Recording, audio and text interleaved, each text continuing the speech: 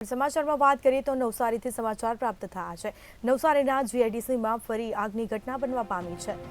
તો નવસારીમાં જીઆઈડીસીની ફેક્ટરીમાં ફરીવાર આગની ઘટના, જેમાં એમ્સ નામના ક્લિનિંગ કેમિકલ બનાવતી કંપનીમાં આગની ઘટના બનવા પામી છે। ફેક્ટરીમાં આગ લાગતા એક વ્યક્તિ દાઝી ગયો છે।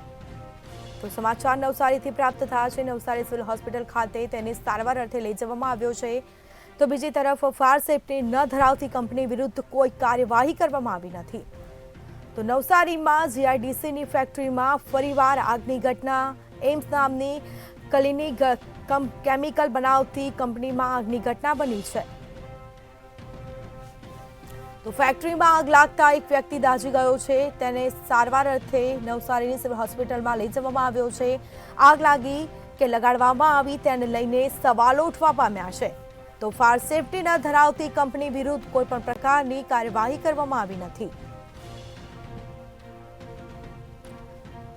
તો સમાચાર નવસારીથી પ્રાપ્ત થયા છે। નવસારીમાં જીઆઈડીસીની ફેક્ટરીમાં ફરીવાર આગની ઘટના।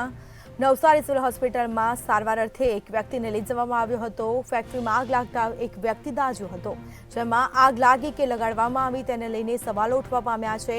ફાયર સેફટી ન ધરાવતી કંપની વિરુદ્ધ કોઈ પણ પ્રકારની કાર્યવાહી કરવામાં આવી નથી।